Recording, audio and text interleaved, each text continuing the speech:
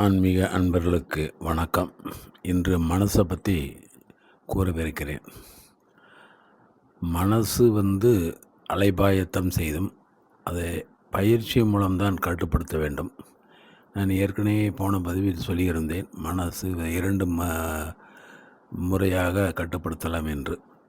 அப்படி கட்டுப்படுத்தினால் மனதை அடக்க வேண்டாம், அதை விட்டுப்பிடியுங்கள், அடங்கிவிடும். மனதை செம்மைப்படுத்தும் போது ஆழ்மனம் விழிப்புள்ளாகிறது. ஆழ்மன விழிப்பில் ஆதிமனம் தொடர்புக்குள்ளாகிறது. மனம் ஆழ்மனம் ஆதிமன தொகுப்பே பணித பரிணாமமாகிறது. மனம் ஒரே சிந்தனையில் ஊடுருவும் வேளையில் கண்ணோட்டம் மாறுபடுகிறது.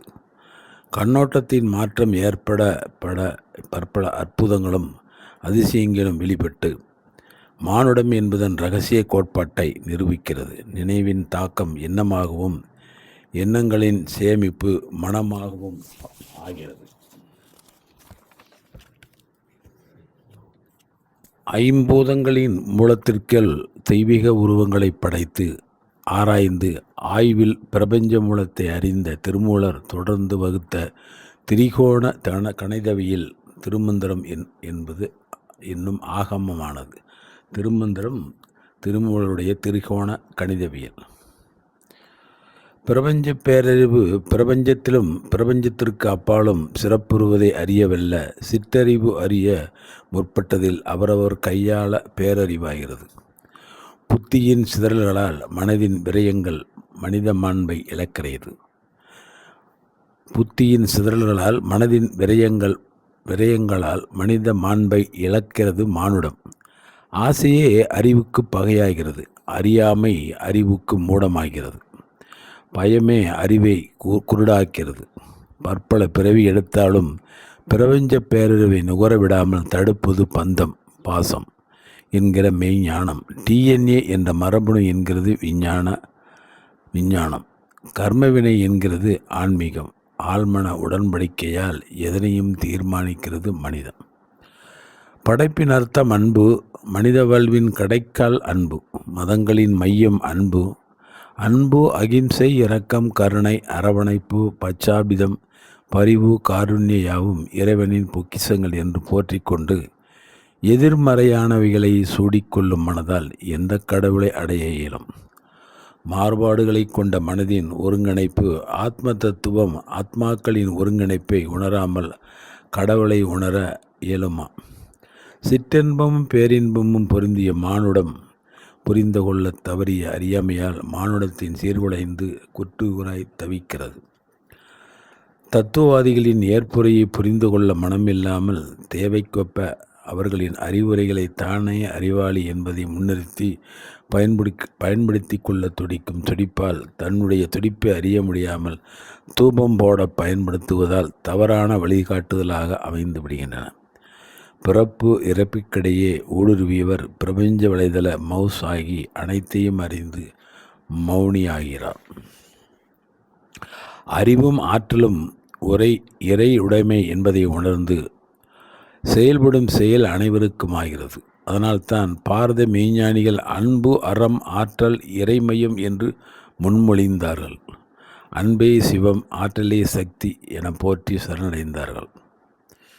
மனித மூளையில் உற்பத்தியாகும் டோபமைன் நார்சினோபைரின் செரோட்டோனின் போன்ற மூளை மின்னலில் ரசாயன கலவை மாறும் தருவாயில் மனம் பாதிப்புள்ளாகி சிதைவுக்குள்ளாகிறது.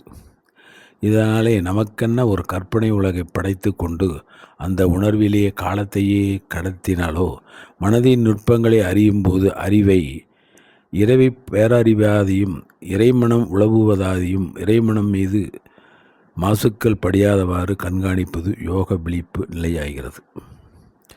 மனத்தளர்ச்சி மனச்சிதைவு போன்றவைகளால் போலியான கற்பனையால் பித்தம் முற்றி மனம் ரீதியான பாதிப்புகளால் மனமும் உடலும் பாழாகிறது. உடல் சத்தும் மனசக்தியும் வலிமையை குன்றும் போது பித்த நாடி தன் சுயத்தை காட்ட ஆரம்பிக்கிறது. பித்தம் கபம் வாயு நாடிகள் சீர்குலையும் போது உடலும் மனமும் நோய்வாய்ப்படுகிறது. ஆர்ப்பாட்டத்தில் சிக்காத மனம் அறிவின் நுட்பமாகிறது. ஆற்றலின் உன்னதமாகிறது. விவரிக்க இயலாத ஒன்றை பலவிதமான விவரித்து பார்க்கும்போது மனதிற்கு அவ்வப்போது உண்மை தெரிந்து மறைந்து விடுகிறது. கற்பனை புதைப்புளியில் தவிக்கும் மனம் அதிலிருந்து மீண்டு ஆக்கபூர்வாங்கியமாக திளைக்கும் போது செயல் பிரகாசிக்கின்றது. சிந்தனை ஒருமுகமாகிறது, தேடுதலை கண்டடைகிறது, கண்டதை வெளிமுகமாக்கிறது, செயல் யாவும் சிகரமென உயர்ந்தோங்குகின்றன. எண்ணங்களுக்கு ஏற்ப சிந்தனை வயப்படுகிறது, மனதிற்கு ஒப்ப புத்தி செயல்படுகிறது, மனப்பாங்கிற்கு ஒப்ப அறிவு பயன்படுகிறது. எண்ணம் மனம் சுவாசம் ஒருங்கிணையும் போது அரிய சிந்தனை மேலோங்குகிறது. புத்தி திறம்பட வேலை செய்கிறது, அறிவாற்றல் உச்சத்தை தொடுகிறது. பிராண ஆற்றல் முறையாக உடலுக்கும் மூளைக்கும் செல்லும்போது உடலும் மனமும் ஆரோக்கியமும் பெறுகின்றன. உடல் மனதிற்கு ஏற்ப முறைப்படுத்தப்பட்ட வாசியோகம் தியானம் பயிலும் வேளையில் உடலும் மனமும் செழுமையாகின்றன. நல்ல குணநலன்களை பேணும்போது மனம் செம்மைப்படுகிறது. உடல் மனம் பிராணன் செழுமையுறும்போது மனிதன் மாமனிதன் ஆகிறார். அவரவர் மனநிலைக்கு ஏற்றவாறு வாழ்வு பரிணாமமும் பெறுகிறது. கற்பனை கோரிக்கை என்னும் சிறகுகளை கொண்டு மனோரீதியாக பறப்பதும் மனிதம். கேள்வி ஞானமே மெய்ஞானத்தின் பிறப்பிடமாகிறது. சுருக்கப்பட்ட எண்ணங்கள் மகா மந்திரங்களாகின்றன. எதனையும் சுலபமாக அடையும் மனோபாவமும் பணத்தை கொடுத்து பரிகாரம் வாயிலாக அடைய விரும்பும் மனோநிலையும் மிகைப்படுவதால் சடங்கு சாங்கியம் சோதிடம் மாந்திரீகம் போன்றவைகள் மலிவிகளாகின்றன. தன்னிலையே தன்னை காணும் அறிவை புகட்டுவதும் படைப்பிலும் சூட்சுமங்களை சூட்சுமாக போதிக்கும் திருமந்திரம் திருவாசகம் ஔவையின் விநாயகர் அகவல் போன்ற கடவுளை துதிக்கும்படியான தோத்திரங்களாகின்றன. சுவாசத்தை அறிந்தவர் சொர்க்கமாகின்றார். சுவாசனடை முறையை மடைமாற்றில் பாங்கில் இருக்கும் சூட்சுமங்களை கணக்கிட்டவர் தன்னை அறிந்த சித்தனாகிறார். பிண்டத்தினில் இருக்கும் மூல விசையை அறிந்தவர் அண்டவியலை அறிந்தவராகின்றார். அணுவியலின் உள்ளபடியான பாங்கை அறிந்த அறிவர்களின் சித்தாந்தம் சித்தத்தின் மார்ப்படமானது. இத்துடன் இன்றைய பத்தியை முடித்துக் கொள்கிறேன். நாளை தொடரலாம். நன்றி, வணக்கம்.